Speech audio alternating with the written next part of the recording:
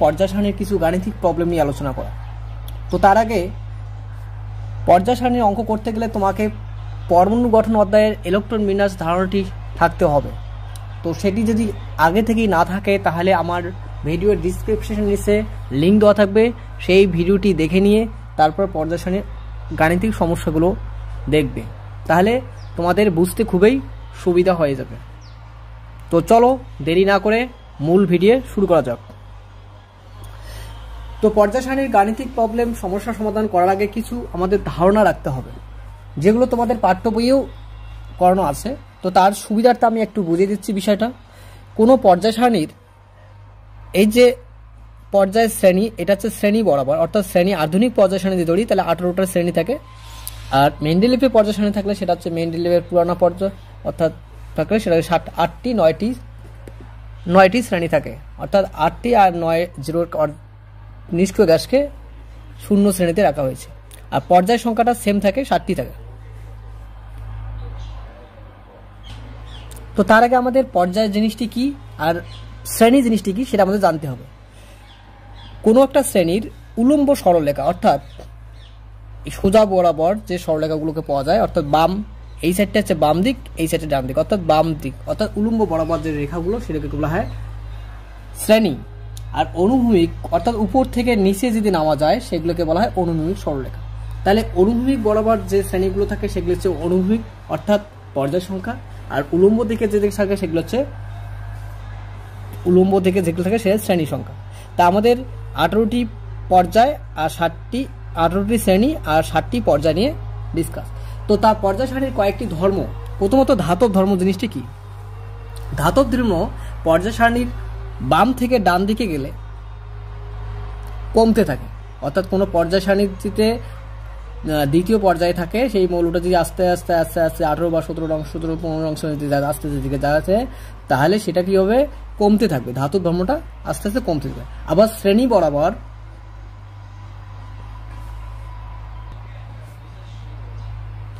তাহলে শ্রেণী বরাবর বাম থেকে ডান দিকে গেলে কি হয়?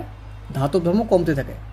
আবার শ্রেণীর উপর থেকে নিচে, অর্থাৎ পর্যায় বরাবর উপর থেকে নিচে, শ্রেণী বরাবর উপর থেকে যদি নিচে নামা যায় তাহলে ধাতব ধর্ম ক্রমশ বাড়তে থাকে। ওই জন্য বাম থেকে ডান দিকে গেলে কমে আর শ্রেণীর উপর থেকে নিচে নামলে বাড়তে থাকে।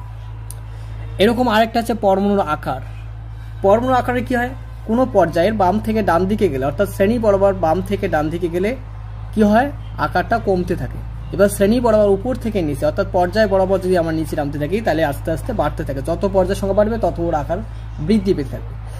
কিন্তু ব্যতিক্রম হচ্ছে নিষ্ক্রিয় গ্যাসের ক্ষেত্রে।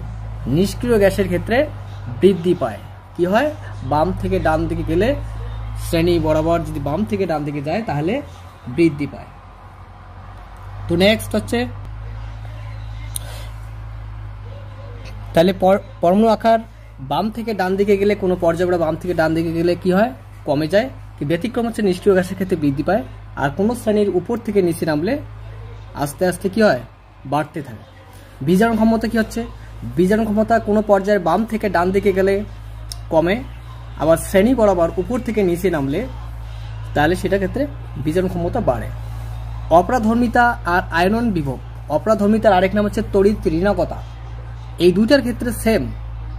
কি?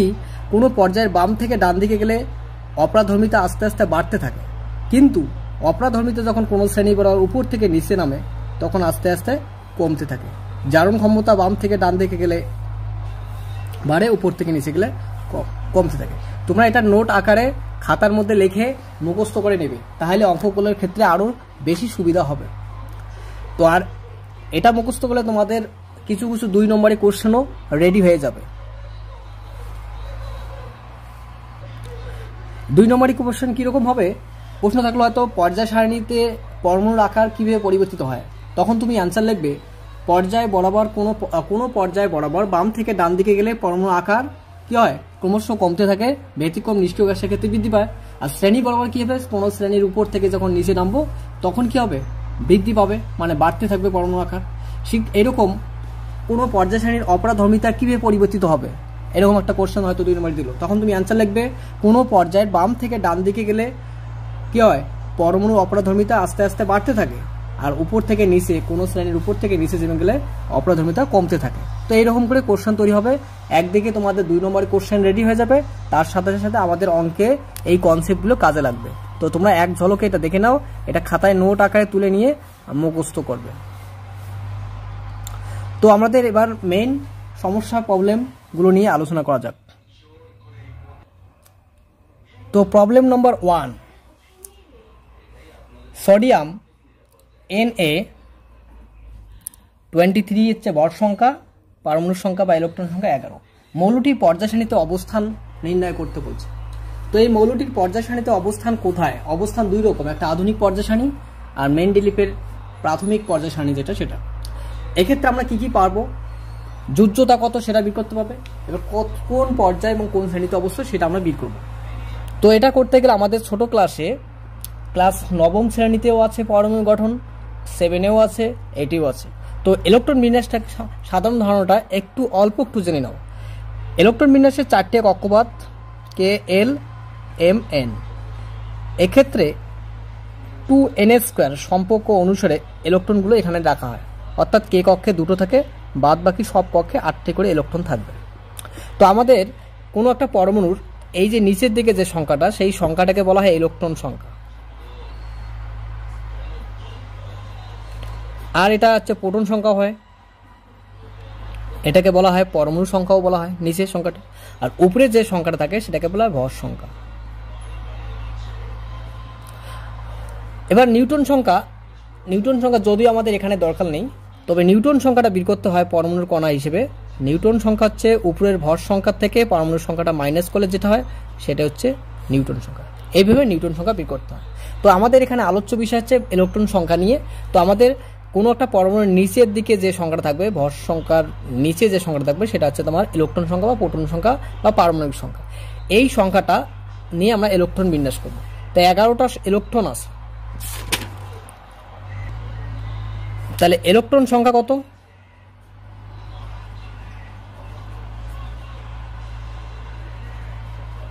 11। আমরা যদি এটা ইলেকট্রন বিন্যাস করি তাহলে কে কক্ষে কয়টা যাচ্ছে? 2টো। এল কক্ষে কয়টা যাচ্ছে? 8টা। 11টার মধ্যে 2টা গেল কে কক্ষে, এল কক্ষে গেল 8টা। তাহলে কে এল এম, এম কক্ষে তাহলে কয়টা থাকবে? একটা। যদি একটা ইলেকট্রন আছে একটাই, যদি 3টে থাকতো 3টা, 4টা থাকতো 4টা, 5টা থাকতে পারতো। তাহলে 11টা মিল হয়ে গেছে, 2 8 2 10 11। তা আমাদের দেখতে হবে কক্ষপথ কয়টা লাগলো। 11টার ইলেকট্রন বিন্যাস করতে গেলে কয়টা ইলেকট্রন লাগলো, না কয়টা কক্ষপথ লাগলো? 1টা 2টো 3টা। তাহলে এখানে আমাদের কয়টা কক্ষপথ? 3টা কক্ষপথ। মনে রাখবে, কি মনে রাখতে হবে? দেখতে হবে যতগুলো কক্ষপথ সংখ্যা ঠিক ততটা হচ্ছে পর্যায় সংখ্যা। মনে রাখবে, যতটা কক্ষপথ সংখ্যা থাকবে ইলেকট্রন বিন্যাস করতে সেটাই হচ্ছে পর্যায় সংখ্যা। আর সর্বশেষ কক্ষপথে যতটা ইলেকট্রন থাকে সেটা হচ্ছে শ্রেণী সংখ্যা। খুব ভালো করে এটা মনে রাখতে হবে। তাহলে এখানে কক্ষপথ হচ্ছে 3টা, 1 2 3, আর সর্বশেষ কক্ষপথে একটা ইলেকট্রন। তাহলে এইটার থেকে আমাদের মৌলটা পর্যায় সারণীতে কোথায় অবস্থান করে সেটা আমরা জানতে পারবো। তাহলে মৌলটা হচ্ছে কয়টা কক্ষপথ? 3য় পর্যায় আর প্রথম শ্রেণীতে অবস্থিত। তাহলে সে অ্যান্সার কি লিখবো?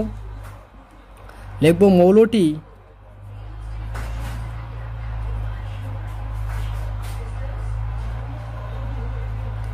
পর্যায় সারণীতে 3য় পর্যায়, প্রথম শ্রেণীতে অবস্থিত। বোঝা গেল? 3য় পর্যায়, প্রথম শ্রেণীতে অবস্থিত। তাহলে তুমি পরীক্ষায় কি লিখবে? লিখবে হচ্ছে প্রথমে ইলেকট্রন বিন্যাস করবে। ইলেকট্রন বিন্যাস কে কক্ষে 2টা, এল কক্ষে 8টা, এম কক্ষে 1টা। তাহলে সুতরাং দেখবে কয়টা কক্ষপথ আছে। কক্ষপথ যতটা পর্যায়, তাহলে কক্ষপথ আছে 3টা, তাহলে 3য় পর্যায়। আর সর্বশেষ কক্ষে যতটা ইলেকট্রন থাকবে সেটা হচ্ছে শ্রেণী সংখ্যা। বোঝা গেল? এবার যদি আধুনিক বা দীর্ঘ পর্যায় সারণী বলতো তাহলে হচ্ছে কত হতো? এটাও প্রথম শ্রেণীতেই হতো।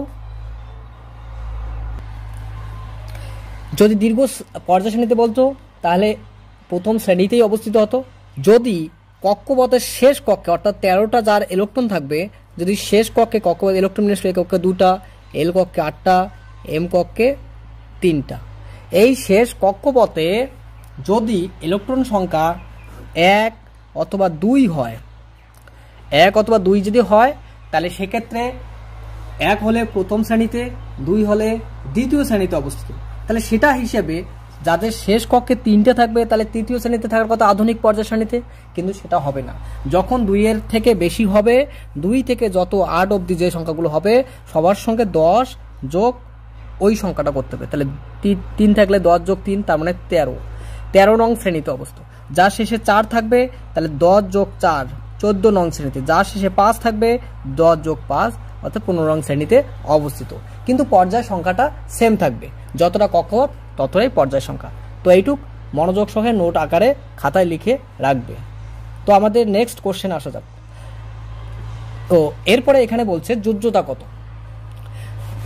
ভালো করে মনে রাখবে, একটা পরমাণুর ইলেকট্রন বিন্যাস করার পর সর্বশেষ কক্ষে যতটা ইলেকট্রন থাকে সেটাই ওর যোজ্যতা। এবার যোজ্যতাটা যদি 5-এর কম সংখ্যা হয় তাহলে সেই সংখ্যাটাই হবে, আর 5 থেকে 5-এর বেশি হলে সেটা 8-এর থেকে মাইনাস হবে। তো এখানে যেহেতু 1 আছে তাহলে যোজ্যতা ওর 1ই হবে, তাহলে এর যোজ্যতা কত হবে? এর যোজ্যতা হবে 1। যদি এর শেষে কক্ষপথে 7টা থাকতো তাহলে যোজ্যতা কত হতো? তখন 7টা থাকলে এর যোজ্যতা তখন হতো কত হতো? কি বললাম, 8 বিয়োগ 7, তাহলে 1 হতো। যদি 5টা থাকতো তাহলে কি করতাম? তাহলে 8 বিয়োগ 5 3 হতো। যদি কক্ষপথের শেষে 6টা থাকতো তাহলে কি হতো যোজ্যতা? তাহলে 8 বিয়োগ 6 সমান 2টা। আর যদি শেষে 4টা থাকে তাহলে 4টাই ওর যোজ্যতা। শেষে 3 থাকলে 3 হচ্ছে ওর যোজ্যতা, 1 থাকলে 1 যোজ্যতা, 2 থাকলে 2 যোজ্যতা। 1 থেকে 4 অবধি যে সংখ্যাগুলো হবে সেটাই তার যোজ্যতা। আর যখন 4 থেকে 5-এর থেকে শুরু করে 8 অবধি যে সংখ্যাগুলো হবে সেই সংখ্যা 8-এর থেকে সেই সংখ্যাটা মাইনাস করতে হবে, এইটুক মনে রাখতে হবে। তো নেক্সট কোশ্চেন নাম্বার 2 বলছে এ, বি ও সি মৌলগুলির পারমাণবিক সংখ্যা হলো যথাক্রমে 6, 8, 10। সি মৌল একটি নিষ্ক্রিয় মৌল। 1 নম্বর প্রশ্নে বলছে কোন মৌলটির অপরাধর্মিতা সবচেয়ে বেশি? কোন মৌলটির পরমাণু আকার সবচেয়ে কম? 3 নম্বর বলছে বি মৌলটি মেন্ডেলিফের পর্যায় সারণীর কোন শ্রেণীতে অবস্থিত? তো এই প্রশ্নটা করার আগে আমাদের দুটা জিনিস জানতে হবে, অপরাধর্মিতা জিনিসটা কি, আর পরমাণু আকার সবচেয়ে কম পরমাণু আকার। তাহলে মেন্ডেলিফের পর্যায় সারণীতে আমরা কি একটু আগে দেখলাম?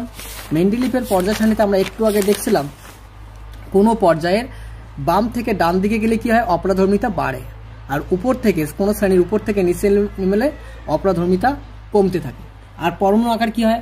পরমাণু আকার কোনো পর্যায়ে বাম থেকে ডান দিকে গেলে কি হয়? কমে, উপর থেকে নিচে গেলে বৃদ্ধি পায়। তাই এবার দেখি কোন কোন মৌল কোন পর্যায়ে বা কোন শ্রেণীতে অবস্থা, সেটা আগে অবস্থানগুলো বের করে নেই। তার জন্য আমাদের কি করতে হবে? 3টা মৌলের ইলেকট্রন বিন্যাস করতে হবে। ওই জন্য ইলেকট্রন বিন্যাসটা ভালো করে শিখতে হবে। তো যারা শেখো নাই তার জন্য আমি এই ইলেকট্রন বিন্যাস শেখার জন্য একটা যে ভিডিও আছে সেই ভিডিওটি ডিসক্রিপশন লিঙ্কে দিব, তোমার পুরো ভিডিওটা দেখে তারপর এই চ্যাপ্টার অঙ্কগুলো করবে। তো এ, বি, সি এই 3টা মৌলের ইলেকট্রন বিন্যাস করব। তাহলে এর ইলেকট্রন সংখ্যা কত আছে? 6। বির কত আছে? বির আছে 8, আর সি কত আছে? 10। এই 3টার সংখ্যার আমরা কি করব? ইলেকট্রন বিন্যাস করব। তাহলে 6 আছে, তাহলে উপরে কক্ষপথগুলো লিখি কে, এল, এম, এন। তাহলে কে কক্ষে 6 আছে, তাহলে 2টা দাও। এল কক্ষে কয়টা? 4টা, তাহলে 6 মিল হলো। বি আছে 8টা, তাহলে কে কক্ষে 2টা দাও। এল কক্ষে 8 দাও, সরি 6 হবে কারণ 8টা আছে, 2 আর 6। এখানে 2 দাও, এখানে 8 দাও, এম কক্ষে 2 দাও। তাহলে দেখা যাচ্ছে এ আর বি 2টা কক্ষপথ, সির হচ্ছে 3টা কক্ষপথ।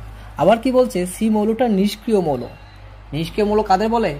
যাদের ইলেকট্রন বিন্যাস করে সর্বশেষ কক্ষপথটা পূর্ণ থাকে। তাহলে দেখো সি মৌলটার কক্ষপথটি এই সরি 2 কক্ষপথ হবে, 10টা আছে 2 8। তাহলে সি কক্ষপথটি পূর্ণ আছে, 8টা ইলেকট্রন থাকে, 8টাই আছে, তাহলে কক্ষপথটি পূর্ণ আছে, তাই এটা নিষ্ক্রিয় মৌল আর রাসায়নিক বিক্রিয়ায় অংশগ্রহণ করে না। তাহলে প্রত্যেকটা মৌলই দ্বিতীয় কক্ষপথ, অর্থাৎ প্রত্যেকটায় 2টি করে কক্ষপথ আছে। তাহলে পর্যায় সংখ্যা কত? 2। প্রথমটা আছে কোন পর্যায়ে আছে? দ্বিতীয় পর্যায়ে চতুর্থ শ্রেণী, দ্বিতীয় পর্যায়ে ষষ্ঠ শ্রেণী, আর দ্বিতীয় পর্যায়ে এই পর্যায় যেটা নিষ্ক্রিয় মৌল আছে সেগুলো শূন্য শ্রেণীতে অবস্থিত। তাহলে এই মৌলটি দ্বিতীয় পর্যায়ে চতুর্থ শ্রেণীতে অবস্থিত। দেখো কক্ষপথ কয়টা আছে? দুটো আছে দ্বিতীয় পর্যায়ে, লাস্টে চারটে আছে চতুর্থ শ্রেণী। বি মৌলটি দ্বিতীয় পর্যায়ে ষষ্ঠ শ্রেণীতে অবস্থিত। সি মৌলটি দ্বিতীয় পর্যায়ে, মনে রাখবে কক্ষপথ পূর্ণ থাকলে সেটা হচ্ছে নিষ্ক্রিয় মৌল, আর নিষ্ক্রিয় মৌলগুলো শূন্য শ্রেণীতে রাখা হয়েছে, ওই জন্য দ্বিতীয় পর্যায়ে শূন্য শ্রেণীতে অবস্থিত। অনেকে অষ্টম শ্রেণী লিখবে, এখানে অষ্টম শ্রেণী হয় না, শূন্য শ্রেণী, এটা ভালো করে মনে রাখতে হবে। তো এবার আমাদের জানতে চাইছে কি বলছে, কোন মৌলটির অপরাধর্মিতা সবচেয়ে বেশি। তাহলে এখানে কোন মৌলটার অপরাধর্মিতা সবচেয়ে বেশি আছে? তা আমরা অপরাধর্মিতার নিয়মের কি জানি, কোনো পর্যায়ের কি জানি। তা আমরা রাফে যদি মৌলটিকে পর্যায় সারণী নিয়ে চিন্তা করি, দ্বিতীয় পর্যায়ে, মনে করে এটা প্রথম পর্যায় ছিল, এটা দ্বিতীয় পর্যায়ে, এটা 1 নম্বর 2 নম্বর। দ্বিতীয় পর্যায়ে একটা মৌল আছে চতুর্থ শ্রেণী 4 নম্বরে আছে, একটা মৌল 6 নম্বরে আছে, আর একটা শূন্য শ্রেণীতে আছে, অর্থাৎ পরপর 3টে মৌল আছে। আমরা কি জানি, কোনো পর্যায়ে বাম থেকে ডান দিকে, কোনো পর্যায়ে বাম থেকে ডান দিকে গিয়ে অপরাধর্মিতা বৃদ্ধি পায়। তাহলে বাম থেকে ডান দিকে গেলে সবচেয়ে শেষে আছে নিষ্ক্রিয় গ্যাস, অর্থাৎ সি মৌলটা, কিন্তু সি নিষ্ক্রিয় গ্যাসের কোনো অপরাধর্মিতা নেই। তাহলে তারপরে তার সামনে কে আছে? 6, এবার 6 কে বি, তাহলে বি মৌলটির অপরাধর্মিতা সবচেয়ে বেশি হবে। তাহলে 1 নম্বর প্রশ্ন কি বলছে, কোন মৌলটির অপরাধর্মিতা সবচেয়ে বেশি? উত্তর হচ্ছে বি মৌল। বি মৌলটির অপরাধর্মিতা সবচেয়ে বেশি। কেন? আমরা কি জানি, কোনো পর্যায়ে বাম থেকে ডান দিকে গেলে অপরাধর্মিতা বৃদ্ধি পায়, কিন্তু শেষে যেটা আছে নিষ্ক্রিয় গ্যাস হলে তো হবে না, তারপরে যেটা আছে সেটা হচ্ছে অপরাধর্মিতা। 2 নম্বর কোশ্চেন কি বলছে, কোন মৌলটির আকার সবচেয়ে কম। এবার আকারের দিক থেকে যদি ভাবি তাহলে কি হয়, কোনো পর্যায়ের, আমরা কি বললাম একটু আগে কি বললাম, কোনো পর্যায়ের বাম থেকে ডান দিকে গেলে পরমাণু আকার কি হয়, আস্তে আস্তে ছোট হতে থাকে, আস্তে আস্তে কি হতে থাকে, কোনো পর্যায়ে বাম থেকে ডান দিকে গেলে পরমাণু আকার আস্তে আস্তে কমতে থাকে, অর্থাৎ ছোট হতে থাকে। আর উপর থেকে নিচে গেলে কি হয়, উপর থেকে নিচে গেলে আমাদের বাড়তে থাকে। তাহলে এখানে কোনো উপর থেকে নিচে ব্যাপার নাই, তাহলে সামনের দিকে যে প্রথমেই আছে সেটার হচ্ছে পরমাণু আকার সবচেয়ে বেশি, আর শেষে যে আছে তার সবচেয়ে কম। তাহলে এখানে কে আছে শেষে? তাহলে হচ্ছে আকার সবচেয়ে বেশি কার? বেশি হচ্ছে এ মৌলর, আর সবচেয়ে কম কার?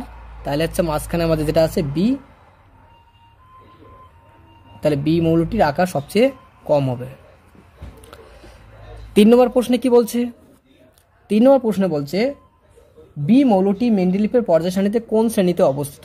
তাহলে বি মৌলটি মেন্ডেলিফের পর্যায় সারণীতে কোথায় অবস্থিত, আমরা একটু আগেই লিখছি, বি মৌলটি দ্বিতীয় পর্যায়ে ষষ্ঠ শ্রেণীতে অবস্থিত, কারণ শেষে 6টি ইলেকট্রন আছে, তার ফলে বি মৌলটি ষষ্ঠ পর্যায়ে। এবার এটাকে যদি বলতো আধুনিক বা দীর্ঘ পর্যায় সারণীতে কোথায় অবস্থিত, তাহলে হচ্ছে দ্বিতীয় পর্যায়, তার সঙ্গে 8 আছে শেষে, তাহলে 8 যোগ 10, তার মানে 18 নং শ্রেণীতে অবস্থিত হতো। তো next question, next same question বলছে XYZ 2010 সালে মাধ্যমিক আসা প্রশ্ন, মৌলগুলি পারমাণবিক সংখ্যা যথাক্রমে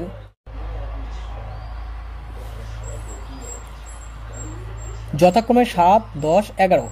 দীর্ঘ পর্যায় সারণীতে ওয়াই মৌলটির অবস্থান কোন শ্রেণীতে, এদের মধ্যে কোনটি অপরাধর্মিতা সবচেয়ে বেশি। তো সেম কোশ্চেন, আমাদের প্রথম কাজ হচ্ছে XYZ এর ইলেকট্রন বিন্যাস করা। X এর কত আছে 7, Y এর কত আছে ইলেকট্রন সংখ্যা, পারমাণবিক সংখ্যাটাই ইলেকট্রন সংখ্যা, আর Z এর কত আছে 11। কে কক্ষে দুটো, কক্ষ পদ্ধতি লিখি K L M N, কে কক্ষে দুটো, 7টার মধ্যে 2টা গেলে আর 5টা, L কক্ষে 5টা, এখানে দুটো দাও, L কক্ষে 8টা থাকে, কটা আছে 8, 2, 8, 10, M কক্ষে 1টা। তাহলে এখানে কি বোঝাচ্ছে, এখানে বোঝাচ্ছে X মৌলটা দ্বিতীয় পর্যায়ে 5ম শ্রেণী, Y মৌলটা দ্বিতীয় পর্যায়ে 0 শ্রেণী, অর্থাৎ 8ম শ্রেণী মানে 0 শ্রেণী, আধুনিকে হচ্ছে 18 নং শ্রেণী হতো, আর Z মৌলটা তৃতীয় পর্যায়ে 1ম শ্রেণীতে অবস্থিত। এবার কোশ্চেনে কি বলছে, দীর্ঘ পর্যায় সারণীতে Y মৌলটির কোন শ্রেণীতে অবস্থিত, দীর্ঘ পর্যায় সারণীর কথা বলছে। তাহলে Y মৌলটির পর্যায় সংখ্যা কত, Y মৌলটি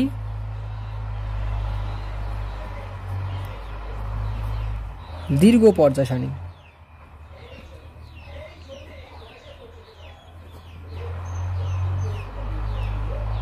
দীর্ঘ পর্যায় সারণীতে কত 10 যোগ শেষে 8 আছে, তার মানে 18 নং শ্রেণীতে অবস্থিত। শেষে 1 আর 2 বাদে 3 থেকে শুরু করে যত সংখ্যা হবে তার সঙ্গে 10 যোগ করে নিয়ে আধুনিক পর্যায় শ্রেণী তৈরি। আর 2 নম্বর প্রশ্নে কি বলছে, এদের মধ্যে কোন মৌলটির অপরাধর্মিতা সবচেয়ে বেশি। একটু আগে একটা কোশ্চেন হয়ে গেছিল, কোনো পর্যায়ের বাম থেকে ডান দিকে গেলে কি হয়, কোনো পর্যায়ে বাম থেকে ডান দিকে গেলে কি হয়, অপরাধর্মিতা বৃদ্ধি পায় কোনো পর্যায়ে বাম থেকে ডান দিকে গেলে, আর উপর থেকে নিচে নামলে কমতে থাকে। তাহলে সবচেয়ে বাম দিকে কে আছে, ওয়াই মৌলটি। তাহলে বলছে এদের মধ্যে কোনটির অপরাধর্মিতা সবচেয়ে বেশি। আমরা কি জানি, কোনো পর্যায়ে বাম থেকে ডান দিকে গেলে বৃদ্ধি পায় আর কোনো শ্রেণীর উপর থেকে নিচে নামলে অপরাধর্মিতা হ্রাস পায়। তাহলে বাম থেকে ডান দিকে গেলে, অর্থাৎ আমরা যে রাপে হিসাব করি জিনিসটা, একটা মৌলের পর্যায়ে দ্বিতীয় পর্যায়ে আছে কে, পঞ্চম শ্রেণীতে আছে একজন, আর একটা শূন্য শ্রেণীতে আছে। তাহলে এক্স আছে পঞ্চম, শূন্য শ্রেণীতে আছে ওয়াই, তার নিচে আছে জেড, অর্থাৎ উপর থেকে নিচে নামলে। তাহলে তার মধ্যে শূন্য শ্রেণীতে যে আছে সেটা হচ্ছে তোমার কি, নিষ্ক্রিয় গ্যাস, তার মানে এটার অপরাধর্মিতা হবে না। তার মানে তার সামনে যেটা আছে এক্স, সেটা হচ্ছে অপরাধর্মিতা সবচেয়ে বেশি, ওই জন্য এক্স মৌলটির অপরাধর্মিতা সবচেয়ে বেশি হবে। তো এই ছিল আমাদের আজকের ভিডিও। আশা করি ভিডিওটি ভালো লেগেছে। ভিডিওটি ভালো লাগলে অবশ্যই লাইক করবে এবং অন্যদের দেখার সুযোগ করবে, ভিডিওটি বেশি বেশি শেয়ার করবে।